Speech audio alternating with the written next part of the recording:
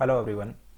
आज हम लोग बायोलॉजी में एक नया टॉपिक स्टार्ट करने वाले हैं और इसका नाम है विटामिन्स एंड मिनरल्स, जिसको हम लोग हिंदी में विटामिन और खनिज भी कह सकते हैं। ये हमारा पार्ट 1 रहने वाला है और आज जितने भी चीज़ आप सीखेंगे मुझसे, सारे नोट्स जो रहेंगे वो हैंड रिटन रहेंगे।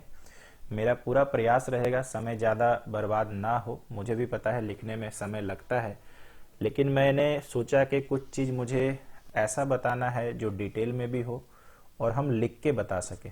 तो इसलिए मैंने सोचा कि चलो हैंड रिटन नोट्स ही बच्चे को पढ़ाया जाए। तो चलिए स्टार्ट कर लेते हैं।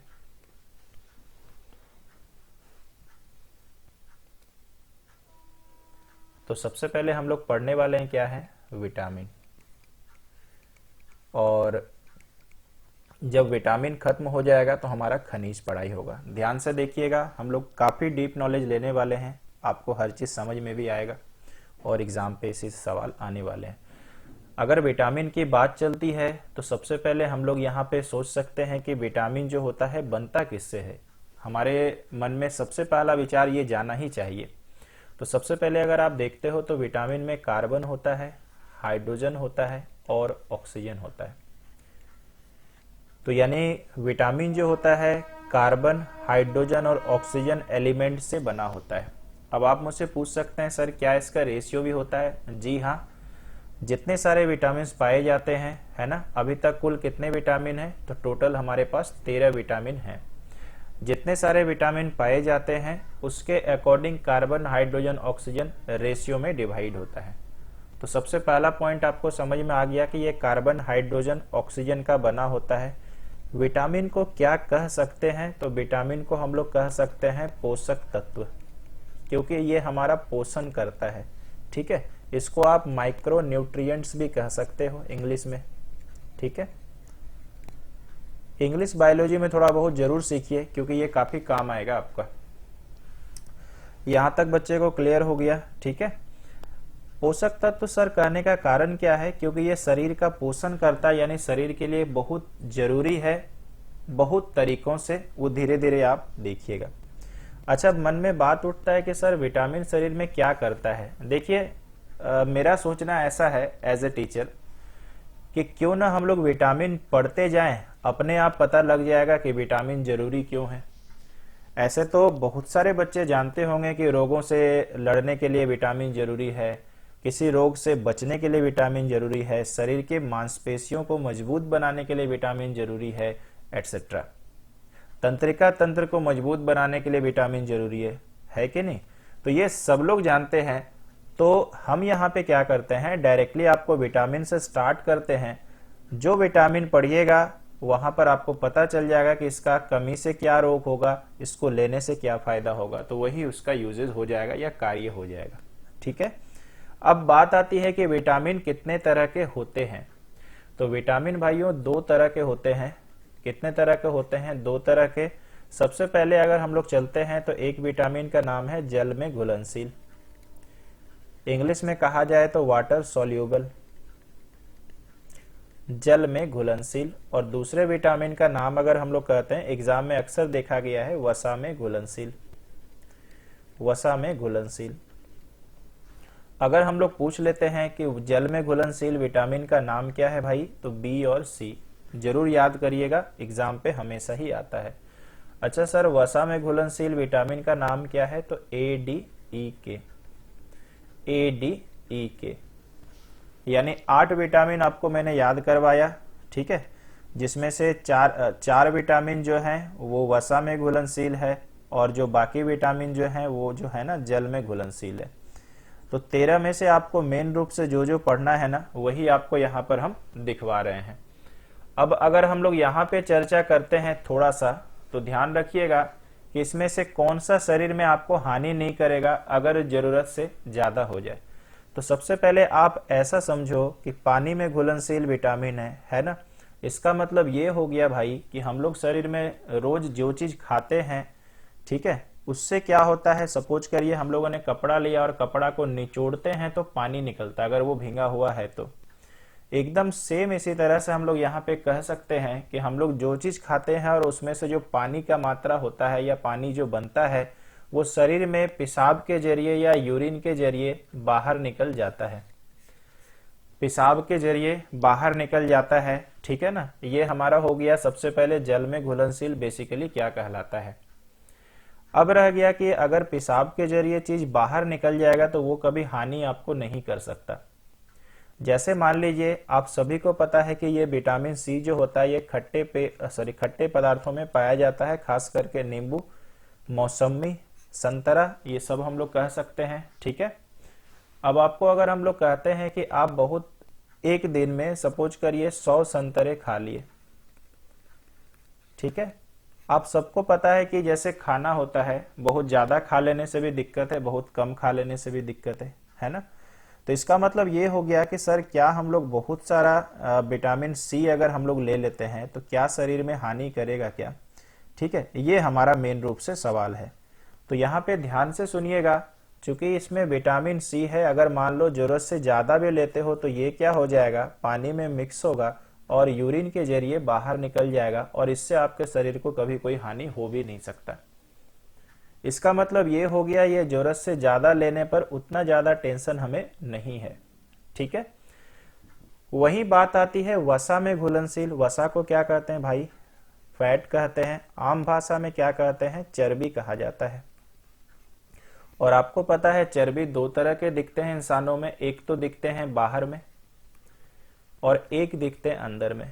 तो थोड़ा यही कारण था कि मैंने सोचा कि सब चीज लिख के बताएं तो हम लोगों को थोड़ा समझा पाएंगे। तो चर्बी बाहर से दिख जाता है और चर्बी अंदर से दिख जाता है।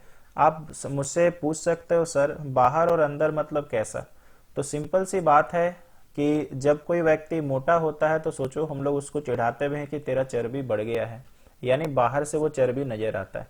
लेकिन आप सोच रहे हैं सर अंदर में चर्बी कहाँ जाएगा, आइए हम लोग बताते हैं।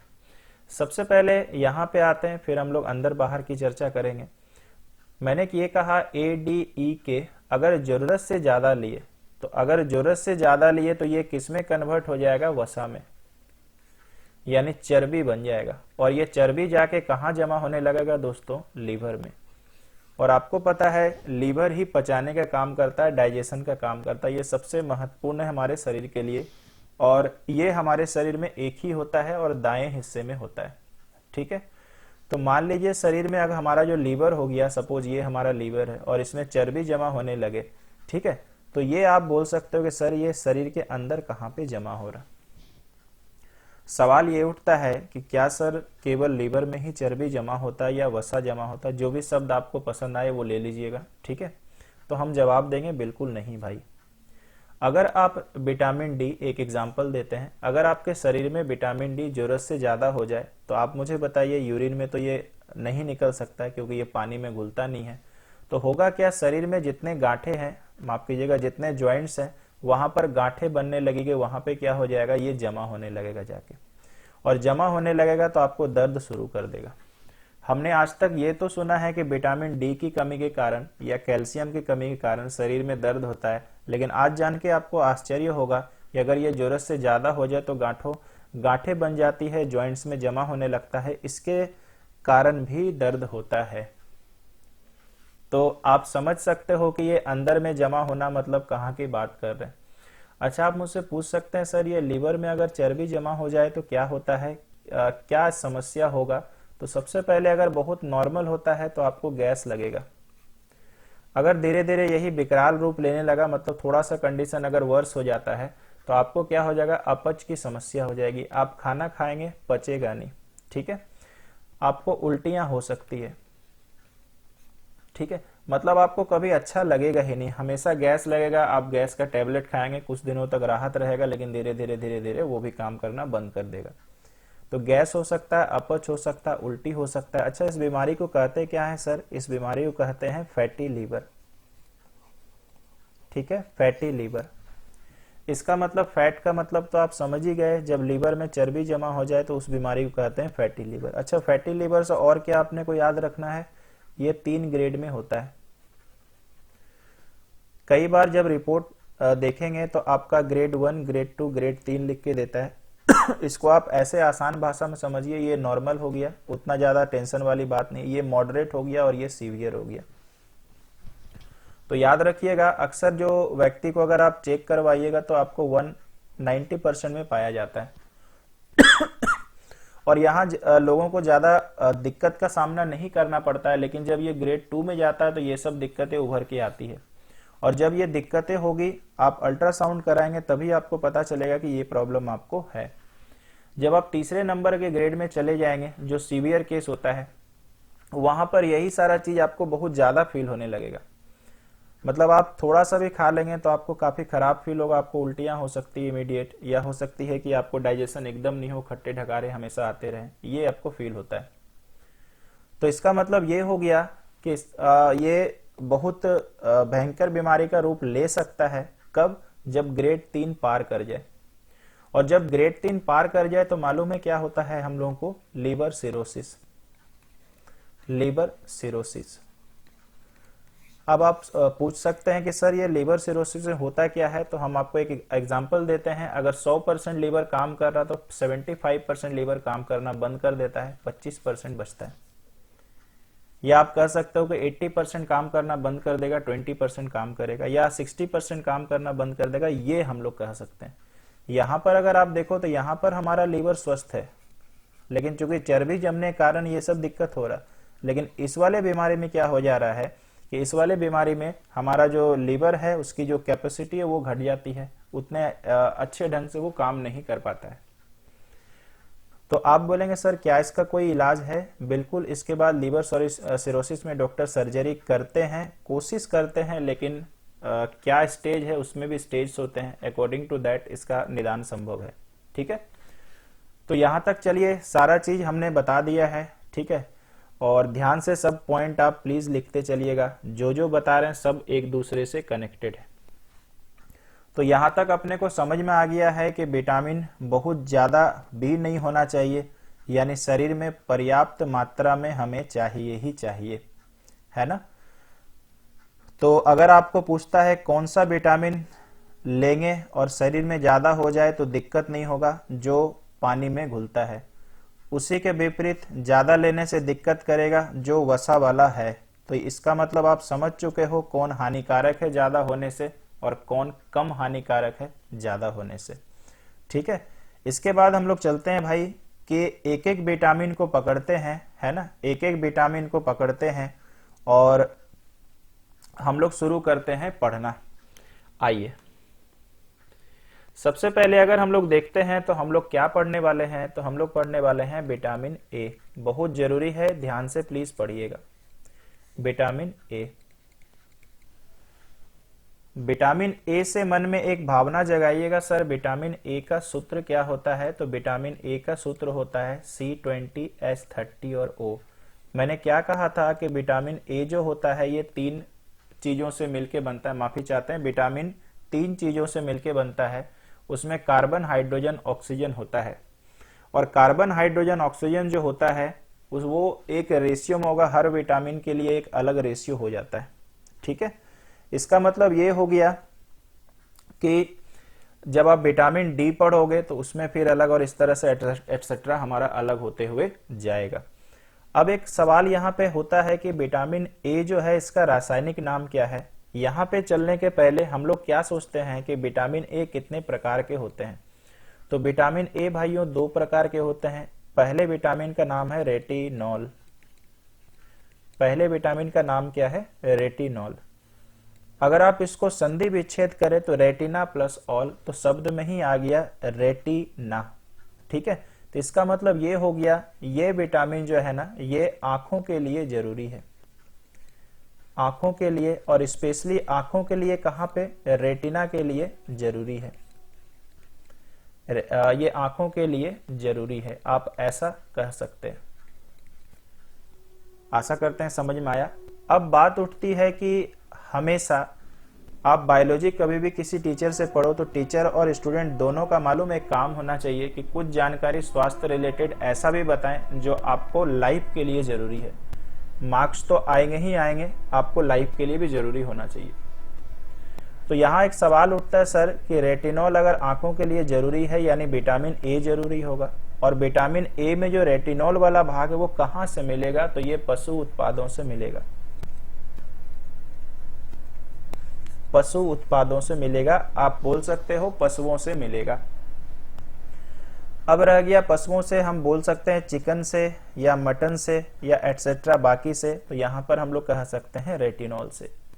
हमारे इधर के गांव में एक चीज पाया जाता है जिसको हम लोग गोगली नॉर्मली बोलते हैं, यहां से भी आप प्राप्त कर सकते हैं।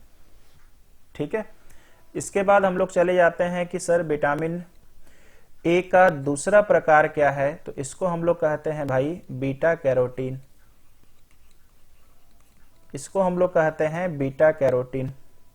और ये कहां पाया जाता है? ये पौधों के क्लोरोफिल में पाया जाता है। ठीक है, पौधों के क्लोरोफिल में। ठीक है, क्लोरोफिल पाया जाता है। और रही बात इसका मतलब, अगर आप दिमाग लगाओ कि अगर पौधों में मिलता है तो नो डाउट ये पौधों से ही प्राप्त होता होगा।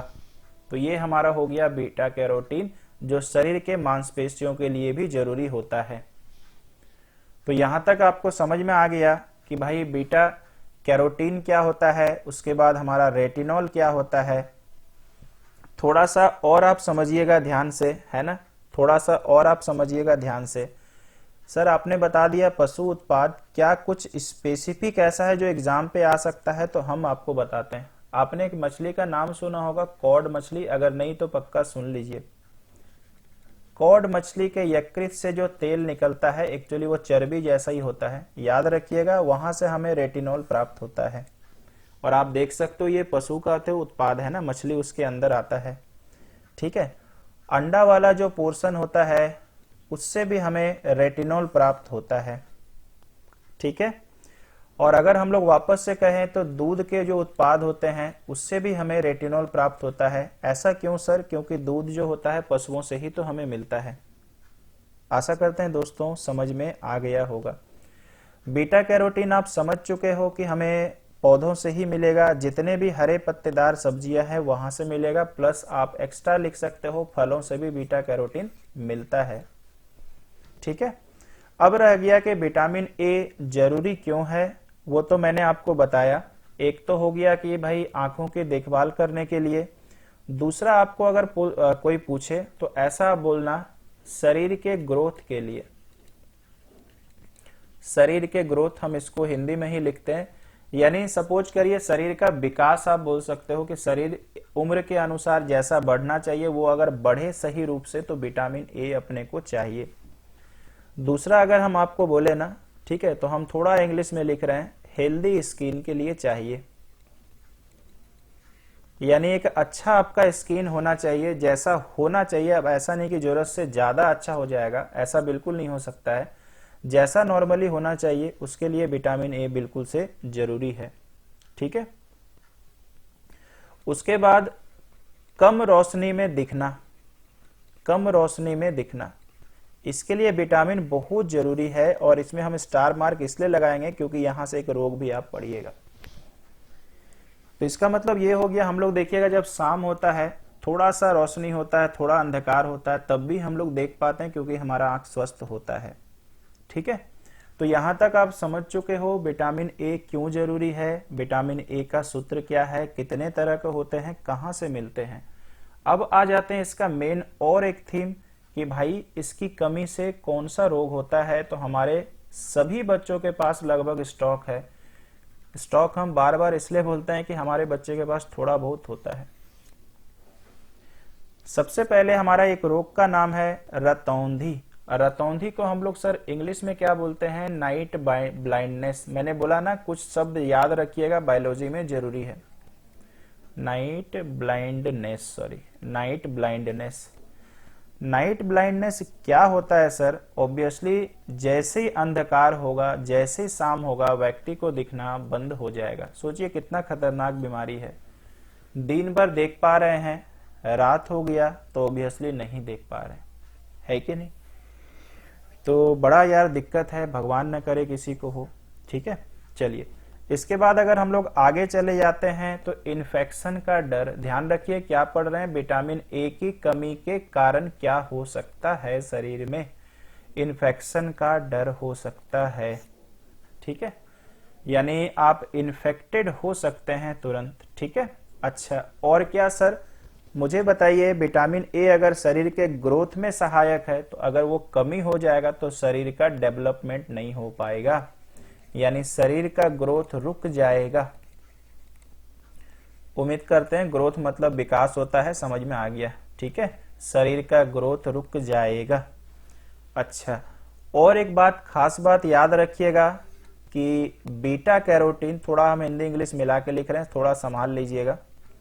बीटा कैरोटीन अगर बहुत ज्यादा हो जाए, प्लस मतलब बहुत ज्यादा हो जाए, तो याद रखिएगा लीवर डैमेज होने का चांसेस है। लीवर डैमेज होने का चांसेस है। क्या बताया मैंने? अगर आपका जरूरत से ज्यादा हो गया कौन सा विटामिन? विटामिन बीटा कैरोटीन, है ना, विटामिन बीटा कैरोटीन अगर जरूरत से ज्यादा हो गया तो क्या हो जाएगा दोस्तों? ऑब्वियसली शरीर के जो लीवर वाले पार्ट है ना, वो जो है ना, वो डैमेज होने के चांसेस होते हैं। अच्छा, यहाँ पर अगर आपको एक चीज और लिखना है तो हड्डियां भी कमजोर हो सकती है अगर ये जरूरत से ज्यादा हो जाए तो। याद रखिएगा, है ना, बहुत जरूरी चीजों सबका ज्ञान दे रहे हैं आपको, तो प्लीज आप बढ़िया से याद रखना ये सब। ठीक है, आइए इसके बाद हम लोग चलेंगे आगे, और आगे हम लोग चलते हैं और आगे कुछ ज्ञान और लेते हैं। ठीक है, चलिए इसके बाद दोस्तों हम लोग चले आते हैं विटामिन डी के पास। किसके पास? विटामिन डी के पास। और मुझे लगता तो है कि विटामिन डी में आप काफी सारा चीज पहले से जानते होंगे, है ना, और अगर नहीं जानते हैं तो मेरे से पक्का आप पढ़ें, है ना। विटामिन डी का सर रासायनिक नाम क्या है? तो ऐसे तो हर बच्चा हम देखते हैं ये याद करके रखता है। इसको बोलते हैं भाई कैल्सीफेरोल, है ना, इसको बोलते हैं कैल्सीफेरोल। ठीक है, विटामिन डी से एक खास बात क्या रखना है, विटामिन ये हार्मोन्स का समूह होता है। ठीक है, तो अगर एग्जाम पे आता है कि इनमें से कौन सा विटामिन एक हार्मोन भी है, तो आपका उत्तर विटामिन डी पे लग जाना चाहिए, और जबरदस्त लग जाना चाहिए। अच्छा, आप मुझसे पूछ सकते हैं सर हार्मोन का समूह का मतलब क्या होता है? तो हार्मोन के समूह का मतलब ये होता है भाई, शरीर में कुछ चीजों की आपूर्ति करना समय के अनुसार। शरीर में कुछ चीजों की आपूर्ति करना समय के अनुसार, ये आप बोल सकते हो, ये आपका हार्मोन का समूह का बेसिकली मतलब है, या बेसिकली आपका कार्य है, ऐसा भी बोल सकते हैं। इसके बाद अगर हम लोग चले आते हैं थोड़ा सा आगे, हम सभी लोग जानते हैं कि विटामिन डी जो होता है सूर्य की रोशनी से मिलता है। मुझे नहीं लगता है कि यहाँ कोई दिक्कत है। मुझे ये भी पता है कि विटामिन डी हड्डियों को मजबूत रखने के लिए जरूरी है, ये सबको पता है। हम आपको ऐसे भी चीज बताएंगे जो आपको नहीं पता है। क्या विटामिन डी का कोई प्रकार होता है? तो यहाँ पर बहुत सारे बच्चों का स्टॉक नहीं होगा। याद रखिएगा, ये विटामिन डी दो तरह के होते हैं। एक का नाम है भाई विटामिन D2, इसको हम लोग बोलते हैं अर्गी, ध्यान रखिएगा, अर्गी कैल्सीफेरोल। ठीक है, अर्गी कैल्सीफेरोल। और सर ये कहां से मिलता है? ये पौधों से हमें मिलता है। काम तो सोचो हड्डी से रिलेटेड ही है, लेकिन विटामिन डी का भी कैटेगरी हम पढ़ा रहे हैं, ध्यान से पढ़िएगा, बड़ी जरूरी है।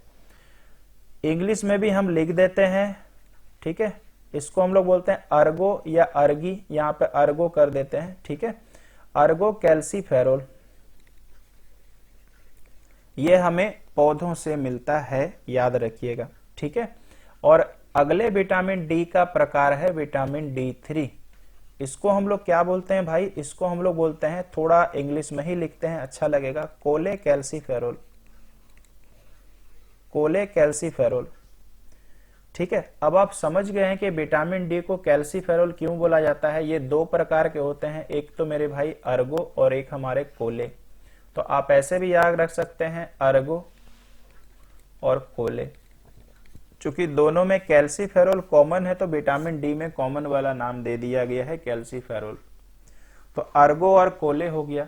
अब यही वाला जो विटामिन है ना, ये सूर्य की रोशनी से मिलता है, सूर्य की रोशनी से मिलता है, ध्यान रखिएगा। ठीक है, अब मान लो कोई बच्चा पढ़ के गया कि विटामिन डी का रासायनिक नाम क्या है, एग्जाम में या फटाक से आंसर लिखा, खुश होके आ गया। ठीक है, विटामिन डी कहाँ से मिलता है, ओब्वियसली ऑप्शन में रहेगा सूर्य का प्रकाश। यार लगा के आ गया, खुश हो गया। वही बच्चा किसी और एक बार एग्जाम में बैठा और उसको पूछ दे कि कौन सा विटामिन ऐसा होता है जो सूर्य की रोशनी से मिलता है, ऑप्शन में दे दिया D1, D2, D3, D4, suppose करिए 1, 2 भी लगा दिया, वहां बच्चा टेंशन में आ जाएगा। तो आप समझ सकते हैं कि इतना डीप नॉलेज रखने से फायदा हम लोग को है। ठीक है, और जरूर रखा करें। अब रह गया, हम लोग आगे चले जाते हैं। ठीक है, एक लाइन हम आपके लिए लिखते हैं। देखिए विटामिन D3 कहां से मिला, सूर्य की रोशनी से, सूर्य के प्रकाश से, या रोशनी जो भी बोलते हैं। ठीक है, और आपको पता यह है कि सूर्य का प्रकाश से जब ये विटामिन डी हमें मिलेगा ना, तो यही जो है ना ये हार्मोन में बदल जाता है, यही जो है ना ये हार्मोन में बदल जाता है। ठीक है, और ये हार्मोन में बदलता है। ठीक है, और ये हार्मोन में बदल जाता है, तब इसको क्या कहते हैं मालूम है, इसको हम लोग कहते हैं कैल्सीट्रियोल। ध्यान से सुनिएगा, काफी अंदर घुस के पढ़ा रहे हैं आपको। क्या मैंने कहा, विटामिन D3 सूर्य के प्रकाश से मिला, इसके बाद ये कन्वर्ट हो गया हार्मोन में, और ये हार्मोन में जो कन्वर्ट हो गया इसको क्या बोला जाता है, कैल्सीट्रियोल। क्या कहते हैं भाई, कैल्सीट्रियोल कहा जाता है। ठीक है, तो यहां पर आपको समझ में आ गया कि यहां पर आपने एक सवाल और नया वाला सीखा कि कैल्सीट्रियोल बेसिकली हमारा क्या होता है। ठीक है, कैल्सीट्रियोल बेसिकली हमारा क्या होता है, जो हमारा सूर्य के प्रकाश से हार्मोन में कन्वर्ट हो गया उसको हम लोग कैल्सीट्रियोल की संज्ञा दे सकते हैं। आशा करते हैं दोस्तों यहां तक समझ में आ गया है। धीरे धीरे हम आपको लेके चलते हैं आगे। ठीक है, याद रखिएगा हमारे शरीर को लगभग 90% जो है विटामिन डी की मात्रा चाहिए, और मेरे अनुसार अगर आपको विटामिन डी चाहिए तो सूर्य का प्रकाश से अच्छा स्रोत अभी तक नहीं है।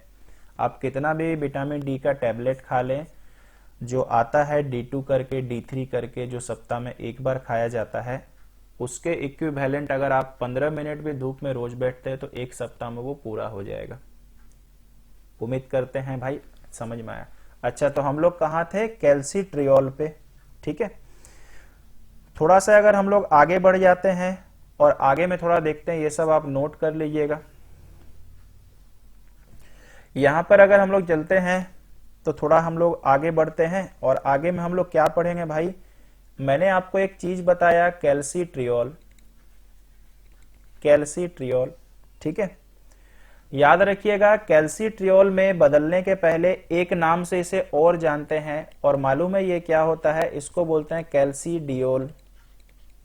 यार नाम ही नाम भरती है। ठीक है, क्या कनेक्शन है सर, ध्यान से सुनिएगा। पहले हम लोगों को विटामिन D3 कहां से मिला, सूर्य के प्रकाश से, है ना।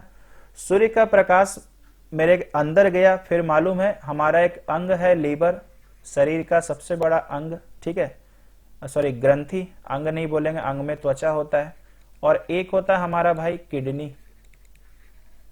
याद रखिएगा कैल्सीडियोल में कौन कन्वर्ट करता है, तो लीवर और किडनी इसके लिए जिम्मेवार हैं। याद रखिएगा लीवर और किडनी जो होता है इसी की मदद से सबसे पहले ये कैल्सीडियोल जो होता है कैल्सीट्रियोल में कन्वर्ट हो जाता है। तो यहां तक हम पूरे तरह से कंफर्म है कि जो आपको हम बताना चाह रहे थे आपको यहां पर समझ में आया होगा। तो अभी तक हम लोगों ने यार विटामिन डी का प्रकार पढ़ लिया है।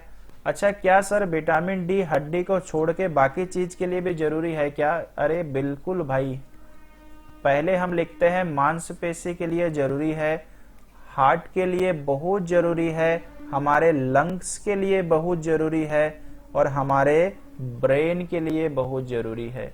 आप लोग तो सोचते होंगे केवल हड्डी ही मजबूत होता है, ऐसा सवाल नहीं है दोस्त। हार्ट के लिए, लंग्स के लिए, ब्रेन के लिए भी जरूरी है। यानी विटामिन डी किसी भी तरह से हम लोग के लिए जरूरी है। और अगर हम आपको एक चीज और बताएं तो हम सभी ने पढ़ा है कि विटामिन सी रोगों से लड़ने में मदद करता है या शरीर की प्रतिरोधक क्षमता को बढ़ाता है। शरीर को लड़ने में मालूम है विटामिन डी भी मदद करता है। तो इसका मतलब ये हो गया कि शरीर में अगर कोई बैक्टीरियल इन्फेक्शन हो गया तो डॉक्टर आपको एंटीबायोटिक देते हैं। साथ में अभी जो कोरोना वायरस का चक्कर है, सबको पता है कि विटामिन सी दिया जाता है, और विटामिन सी के साथ अगर आपको जानकारी है तो डी भी देते हैं, क्योंकि सी के साथ अगर डी मिल जाए तो क्या कहना, ये भी लड़े और लड़के कोरोना वायरस को जल्दी से शरीर के अंदर से भगा दे। ये इसका अंदर का कहानी है। ठीक है, यहां तक तो समझ में आ गया होगा। अभी हम आपको और बताते हैं। अभी आप विटामिन डी से बाहर कृपया करके ना जाएं, है ना। विटामिन डी के बाहर कृपया करके ना जाएं, हम आपको डीप नॉलेज देने वाले हैं। अब आप सोच रहे होंगे सर इतना चीज जब बता ही दिए तो आप मुझे ये बताओ तो कि सूर्य का प्रकाश के अलावा विटामिन डी मेरे को कहाँ से मिलेगा। तो एक तो भैया टेबलेट से, जो एलोपैथ में बन के आता है, वहां से आप ले सकते हैं, घर पे रख सकते हैं। दूसरा हमारे पास क्या हो गया, मछली के तेल से, कोई भी मछली के तेल से। मछली का तेल जो आपको पता है कि आप लोग खाते भी होंगे, जो बहुत थोड़ा सा कड़वा सा लगता है, वो हो गया। तो यहां पर आप ये भी बोल सकते हो। और तीसरा हमारा हो गया दूध से बने उत्पाद, दूध के उत्पाद से। याद रखिएगा, इनसे भी हमें विटामिन डी मिल जाता है। अब यहां पर बात आती है, सर हमने इतना डिटेल तो पढ़ लिया, अब इसकी कमी से रोग कौन कौन सा होता है। तो प्लीज ध्यान से पढ़ लीजिएगा, है ना, प्लीज ध्यान से पढ़ लीजिएगा कि कमी से रोग क्या क्या होता है। तो सबसे पहले मेरे भाई कौन सा होता है, तो पहले हो जाता है रिकेट्स नाम का रोग। अच्छा सर, रिकेट्स हिंदी शब्द है कि इंग्लिश है? तो ऑब्वियसली हमारा इंग्लिश वर्ड है, हिंदी में इसे सूखा रोग कहा जाता है। क्या होता है सर और किनको होता है, क्यों होता है, क्यों होता है, ये तो हमने पहले ही पढ़ा, क्योंकि कमी, किसकी कमी, विटामिन डी की कमी। रिकेट्स किसको होता है, बच्चों को होता है, 6 महीने 1 साल। और क्या होता है सर बच्चों को, हड्डियां टेढ़ी मेढ़ी हो जाती है, हड्डी टेढ़ी मेढ़ी हो जाती है। जिनको नोट्स बनाना है पेशेंस से बनाइएगा, बड़े जबरदस्त नोट्स आपका बनेगा। बच्चों को नॉर्मली होता है और क्या हो जाता है, हड्डियां टेढ़ी मेढ़ी हो जाती है। अच्छा, और क्या सर इसकी वजह से कुछ रोग होता है? 4 आपको इंपॉर्टेंट बता रहे हैं, ध्यान से याद रखिएगा, 3 तो रोग के ही नाम है। इसके बाद का नाम है भाई ऑस्टियोमलेशिया। ऑस्टियोमलेशिया, ये हिंदी में भी यही होगा और इंग्लिश में भी यही होगा, क्योंकि रोग का नाम है ना। तो ऑस्टियोमलेशिया जनरली किनको होता है, ये वयस्कों को होता है। और वयस्क में आप और हम शामिल हैं, जो ये मेरा वीडियो देख रहा है, 18 वर्ष से ऊपर में सारे के सारे वयस्क हैं। और भाई होता क्या है, देखिए क्या होगा, हड्डी जो होता है ना, ये मुलायम हो जाता है। हड्डी क्या होता है भाई, मुलायम हो जाता है। मुझे आप बताओ, अब हम एक सिंपल सा एग्जांपल लेते हैं। मैंने एक क्या लिया, माचिस का खाड़ी लिया। अगर आप इसको सीधा खड़ा कर देंगे तो ये सीधा खड़ा ही रहेगा। लेकिन अगर हम आपको बोलेंगे रबड़ को टान के सीधा करके खड़ा कर दो, क्या आप कर पाएंगे? जी नहीं। ऐसा क्यों सर? क्योंकि रबड़ मुलायम है और ये कठोर है। तो आप मुझे बताइए, हमारे पैर की हड्डियां अभी हम लोग स्वस्थ हैं तो एकदम सही पोजीशन पे है और कठोर है, इसलिए चलते हुए हैं सीधा रहता है। अगर ये हड्डी बताइए मुलायम हो जाएगा तो क्या आप थोड़ा सा भी चल पाइएगा? जी नहीं, पैर लड़खड़ाएगा भी नहीं, पैर टेढ़ा हो जाएगा, जैसे हमारा वो रबड़ का कमाल था। तो इसका मतलब ये हो गया कि हड्डी मुलायम हो जाएगा और चल फिर नहीं पाएंगे, चल फिर नहीं पाएंगे। समझ रहे हैं किस चीज का हम बात कर रहे हैं? अब आप सोचो कि अगर हम करोड़ों में बोलें तो एक आदमी को ये होने के चांसेस हैं, है ना। हो सकता है 25 की उम्र में हो जाए, 30 की उम्र में हो जाए, 50 प्लस में हो जाए, 50 के पहले हो जाए। कहना मुश्किल है ये कब हो जाएगा, क्योंकि अभी का जमाना ऐसा है कि हम लोग प्रेडिक्ट नहीं कर सकते हैं कि बुजुर्गों को ही होगा या हम लोगों को ही होगा। आगे चले आते हैं, और इसके बाद हमारे बीमारी का नाम है, एकदम ऑस्टियो वर्ड से ही लिख रहे हैं, और इस बीमारी का नाम है ऑस्टियोपोरोसिस। ध्यान रखिएगा भाई, ऑस्टियोपोरोसिस। हैंडराइटिंग थोड़ा संभाल लीजिएगा, बाकी आपको आवाज ठीक मिलेगा। और ऑस्टियोपोरोसिस में होता क्या है कि हड्डियां पतली हो जाती है, मतलब यहां मुलायम नहीं होता है। सपोज करो हमारे पैर का हड्डी इतना मोटा होना चाहिए, ये पतला हो गया। क्यों होता है सर? अरे कमी तो पड़ रहे हैं भाई, बताने का क्या है। और मुझे बताइए, अगर पतला हो जाएगा तो क्या होगा, जितना वजन हमारा ले रहा था शरीर का वो लेने नहीं सक रहा होगा, और चलने के बाद अगर कचक गया, कचकना मतलब समझ रहे हैं कि थोड़ा सा बैंड हो गया, तो हड्डी पतला हो जाने से क्या हो जाएगा, फ्रैक्चर होने का चांसेस बढ़ जाएगा। ये आशा करते हैं समझ पाए होंगे कि ये दोनों में अंतर क्या है, ये दोनों में अंतर क्या है आप समझ पाए होंगे। ठीक है, तो इसका मतलब ये हो गया कि ये किनको ज्यादातर होगा, तो आप सोच के देखिए, ये ज्यादातर हो जाएगा बुजुर्गों को, बुजुर्गों को। ठीक है, थोड़ा बुजुर्ग भयंकर ढंग से लिखा गया भाई, बुजुर्गों।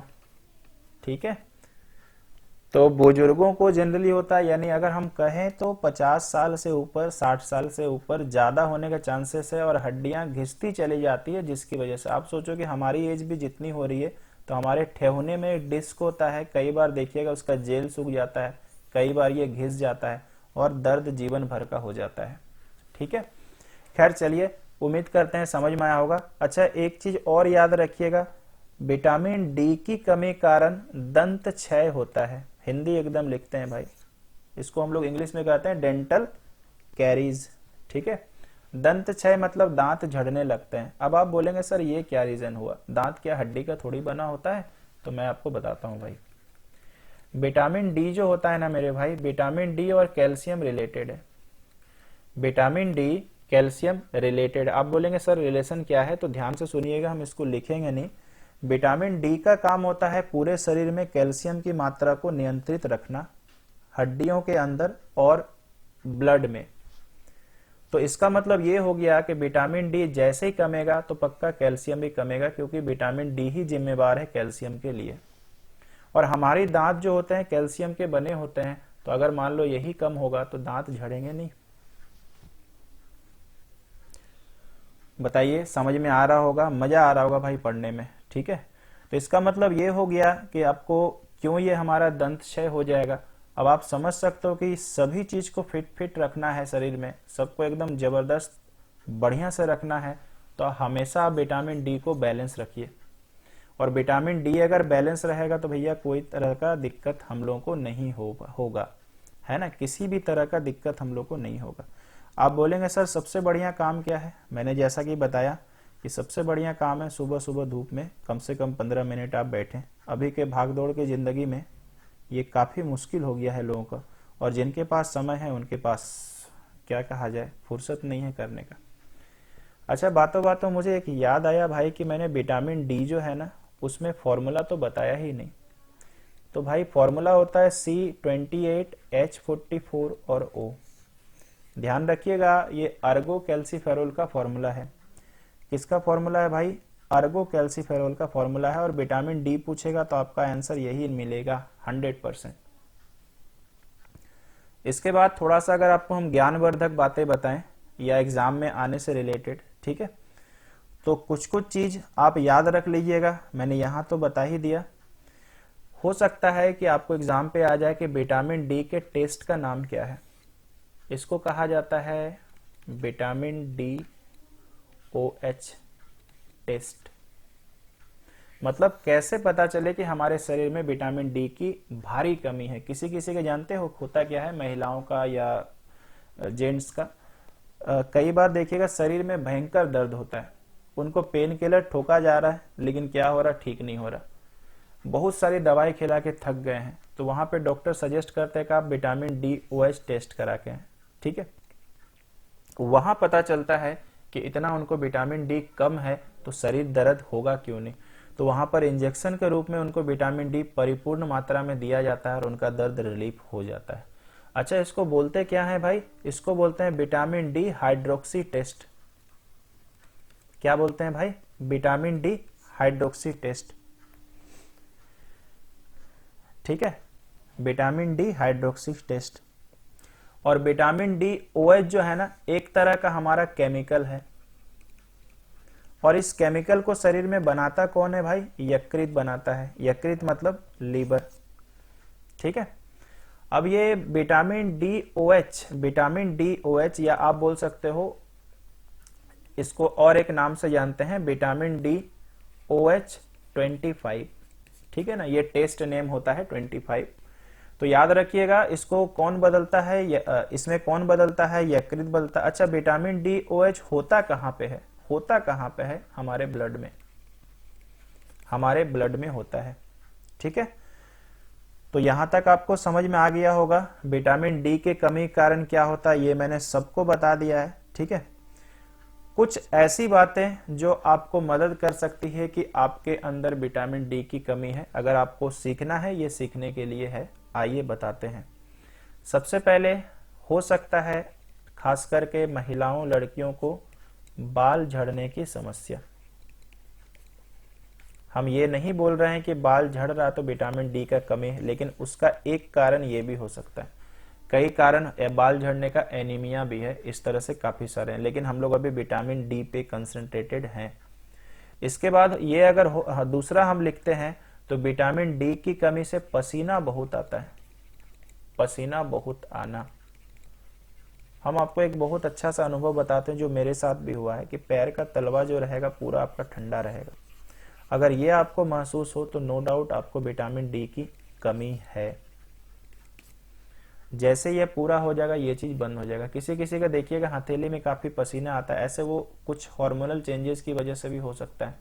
लेकिन कई लोगों को बहुत ज्यादा पसीना आता है, नो डाउट आप उनको बोल सकते हो कि आप विटामिन डी में की कमी होगी, आप विटामिन डी सप्लीमेंट लीजिए, धीरे धीरे ये चीज ठीक हो जाएगा।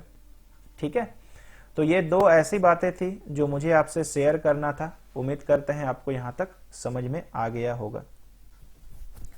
इसके बाद चलते हैं भाई आगे, और आगे हम लोग क्या पढ़ेंगे। अब हम आपको लेके चलते हैं विटामिन बी के पास, विटामिन बी के पास। और विटामिन बी में सबसे इंटरेस्टिंग हम पढ़ाएंगे vitamin B three, vitamin B three.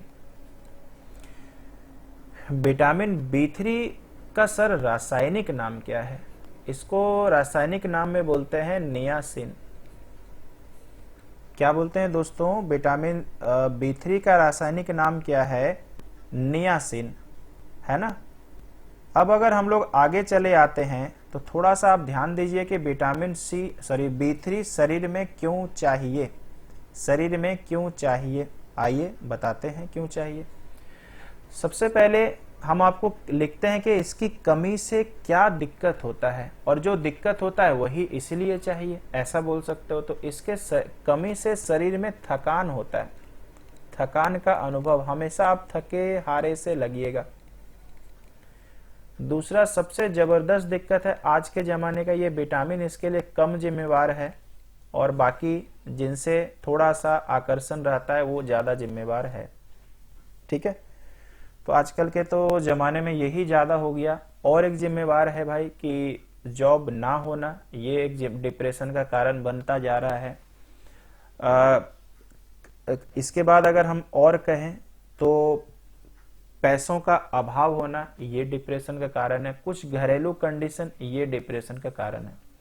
तो ये डिप्रेशन एक ऐसा शब्द है जो मानसिक तनाव हिंदी में कहा जाता है। इसके लिए विटामिन बी थ्री की कमी तो बोल सकते हैं, लेकिन इससे ज्यादा आजकल जो दिक्कतें हैं वो इसका जिम्मेवार है। खैर चलिए, इसके बाद ये हो गया घबराहट। और घबराहट मुझे लगता है ना विटामिन बी थ्री की कमी कारण कभी हो नहीं सकता है, जहां तक मुझे लगता है। As a teacher, as a homeopathy doctor, जो भी बोल लो, घबराहट मुझे लगता है ये इसके लिए ये जिम्मेवार है, डिप्रेशन। अगर आप बहुत ज्यादा सोचिएगा ऑब्वियसली आप टेंशन में आइएगा, डिप्रेशन थोड़ा सा होगा, घबराहट होगा। ठीक है, तो आप समझ सकते हो कि शरीर को स्वस्थ बनाए रखने के लिए बी थ्री चाहिए, शरीर को तंदुरुस्त बनाए रखने के लिए बी थ्री चाहिए, डिप्रेशन जैसी कोई समस्या नहीं हो, टेंशन नहीं हो, उसके लिए बी थ्री चाहिए। ऐसे करके आप उल्टा सोच सकते हैं। ठीक है ना। अच्छा, और क्या सर इसमें होगा? तो याद रखिएगा इसमें दो बीमारी मोस्ट पॉपुलर है। विटामिन बी थ्री की कमी कारण कौन सा रोग होता है? इसको बोला जाता है ना डिमेंशिया। इसको क्या बोला जाता है? डिमेंशिया। इसमें व्यक्ति का क्या होता है ना, याददाश्त पे असर पड़ता है, याददाश्त कम हो जाना, ये डिमेंशिया बीमारी है। एग्जाम्पल के तौर पे मान लीजिए कि कोई मेरे जान पहचान के हैं, मैं कल उनसे गया, मिल के आया, अच्छे से बात किए, एक दिन बाद जाते हैं, वो व्यक्ति भूल चुका है कि हम कौन हैं, उसके कौन लगते हैं, और कल मैंने उनसे बात किया है। और ये बेसिकली हमारा डिमेंशिया होता है। देखिएगा जब लोग बुजुर्ग हो जाते हैं, सपोज करिए 80, 85, 90, ऐसा नहीं है सबको होता है, तो मोस्ट प्रॉब्ली उसमें ये चांसेस है कि उनको डिमेंशिया हो जाए। कई बार विटामिन बी3 की कमी होती है और कई बार उसके कारण डिप्रेशन होता है और डिप्रेशन के कारण डिमेंशिया हो जाता है। और इसके कारण लोग क्या होता है ना कि बहुत जल्दी भूल जाते हैं, भुलक्कड़ किस्म के इंसान हो जाते हैं। जैसे आपको याद होगा आमिर खान की एक गजनी में दिखाया गया था और उसमें बोला गया था शॉर्ट टर्म मेमोरी लॉस। तो आप ये भी समझ सकते हो कि बड़ा जल्दी जल्दी वो इंसान भूल जाता है। लेकिन जहां तक मेरा नॉलेज है, जहां तक थोड़ा बहुत अनुभव रखते हैं, जो फिल्म में दिखाया गया था उतना भी नहीं होता है भाई। तो अगर मान लो कि सब चीज सही दिखा दे तो फिल्म कैसे बोलेंगे? फिल्म में कुछ तो तेल मसाला लगा के दिखाएगा ना। तो आमिर खान जी ने ऐसा किया है, ठीक है, और इसी का वो पैसा लिए हैं भाई, और पब्लिक इसी में ताली बजाता है। अगर वो 1 घंटे बाद भूलता तो फिर मजा क्या आता मूवी में। ठीक है भाई, चलिए। तो शॉर्ट टर्म मेमोरी लॉस आप बोल सकते हो, यानी भूलने की बीमारी डिमेंशिया कहलाती है, बीमारी बी3 की कमी के कारण। और एक भाई रोग होता है जिसको बोलते हैं पेलेग्रा बीमारी। ध्यान रखिएगा, विटामिन किसके कारण? विटामिन बी3 की कमी के कारण। और एक रोग हम बताते हैं, इसको बोलते हैं डर्मेटाइटिस। डर्मेटाइटिस। अच्छा, एक चीज हम आपको इंग्लिश में बताते हैं, याद रखिएगा। डर्म एक इंग्लिश का रूट वर्ड है। मैंने आपको कई बार बताया रूट वर्ड क्या होता है। अगर कहीं पे दिख गया तो इसका मोस्ट प्रॉब्ली आंसर वही हो सकता है जो रूट वर्ड का होता है। तो डर्म का मतलब हमेशा याद रखिएगा स्किन, और स्किन मतलब होता है भाई त्वचा। ठीक है।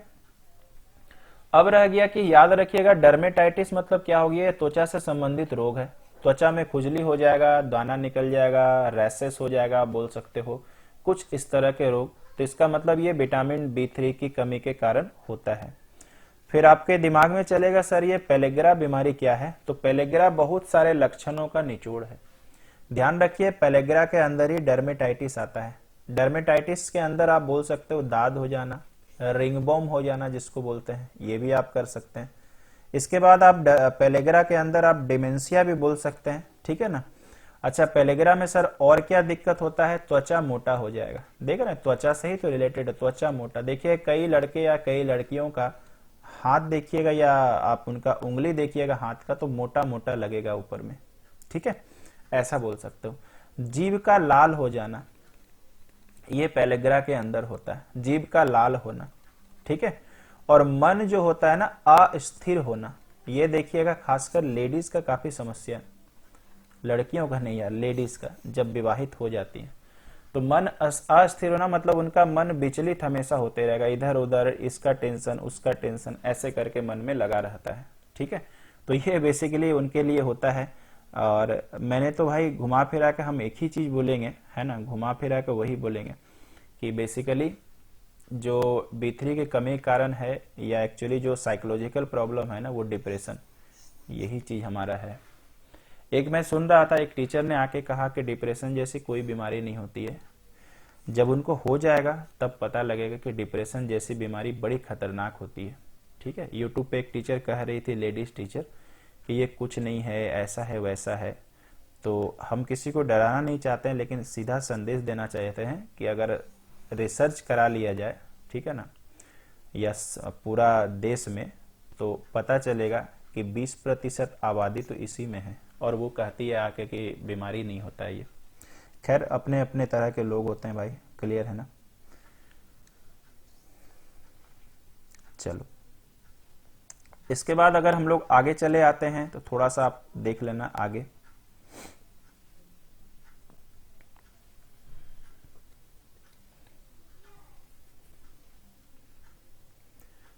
उसके बाद हमारे पास एक होता है लीवर सिरोसिस, कुछ देर पहले ही बताए थे। लीवर सिरोसिस ये भी पेलेग्रा रोग के अंदर आता है। हो सकता है कि आपको बोला जाए कि इनमें से पेलेग्रा का लक्षण कौन सा है, तो आप कह सकते हो भाई ये भी हमारे पास है, ठीक है। और गैसियस प्रॉब्लम जो होते हैं वो भी इसी के अंदर आते हैं। तो आशा करते हैं यहां तक आपको ये समझ में आ गया होगा, है ना। विटामिन बी3 का कमी, या जो भी आप बोल सकते हो, ठीक है, उसका हमारे पास क्या आंसर है, ठीक है। एक्चुअली यार बीच में रुकने का मतलब मालूम है क्या है, कि कुछ इम्पोर्टेंट जो है ना कॉल आ जा रहे हैं इसके, खैर चलिए उसको हम भी ब्लॉक करते हैं। अच्छा एक चीज शायद मैंने बताया क्या, नहीं बताया शायद, विटामिन B3 नहीं बताया शायद, मिटा दिया ना। विटामिन B3 का जो हमारे पास फॉर्मूला हो गया C6H5, और क्या होता है भाई C6H5NO2, एक बार प्लीज आप इसको देख लेना, मेरे हिसाब से सही है। C6H5NO2 ये नियासिन का अपना सूत्र होता है, ठीक है, नियासिन का अपना सूत्र होता है। इसके बाद हम लोग चले आते हैं थोड़ा सा और आगे, और आगे में अगर हम लोग देखते हैं तो एक विटामिन आज के लिए हम लोग और पढ़ते हैं, और उस विटामिन का नाम हो जाएगा हम लोगों का vitamin B2, sorry vitamin B1 आज पढ़ाते हैं, 2 अगली बारी पढ़ाएंगे। सर विटामिन B1 का रासायनिक नाम क्या है? इसका रासायनिक नाम है थियामिन, कई बार किताबों में थायमिन भी दिया रहता है। इसकी कमी के कारण कौन सा रोग होता है सर? इसका कमी के कारण जो होता है ना, तंत्रिका तंत्र प्रभावित होता है, यानी नर्वस सिस्टम प्रभावित होता है, यानी दिमाग हो सकता है ठीक ढंग से काम ना करे। दूसरा क्या होता है सर? बेरी बेरी रोग हो जाता है, बेरी बेरी रोग हो जाता है। क्या आपको पता भी है कि बेरी बेरी रोग होता क्या है? तो कई लोगों को जवाब नहीं में आएगा, आइए आज सीख लीजिए। ध्यान रखिएगा, बेरी बेरी 2 तरह के होते हैं, एक वेट होते हैं और एक ड्राई होता है। वेट बेरी बेरी जो होता है वो हार्ट से रिलेटेड, हार्ट का काम करना बंद कर देना, हार्ट का काम करना बंद कर देना, ये होता है वेट बेरी बेरी। और भाई ड्राई बेरी बेरी बेसिकली क्या हो जाता है, ये एक ऐसा कंडीशन है जहां पर शरीर के अंदर किसी भी अंग में लकवा मार जाता है, जिसको हम लोग बोलते हैं पैरालिसिस अटैक। पैरालिसिस अटैक भी बोल सकते हो या ब्रेन हैमरेज भी बोल सकते हो। तो यहां पर हमारा शरीर के अंदर लकवा मार जाता है। आप बोल सकते हो सर कि लकवा मारने का कारण क्या है? देखिए, शरीर में कोई भी अंग का काम करना इसलिए बंद हो जाता है कि वहां ब्लड सर्कुलेशन रुक जाता है। हार्ट अटैक बताइए व्यक्ति को क्यों होता है? ब्लड सर्कुलेशन का अचानक किसी भी कारण से बंद हो जाना। तो ये होता है दोस्तों wet beriberi and dry beriberi. आपको जानकारी नया मिला होगा, मुझे नहीं लगता है कि आप इसके पहले जानते होंगे। तो ये था दोस्तों आज का हमारा क्लास, ठीक है। आप इसको अच्छे से पढ़िए, बढ़िया से नोट्स बनाइए। इसका 2 भाग और आएगा, विटामिन का और मिनरल्स का थोड़ा सा और एक, फिर हम लोग MCQ भी कवर करेंगे। तो चलिए दोस्तों आज के लिए इतना ही, थैंक यू सो मच।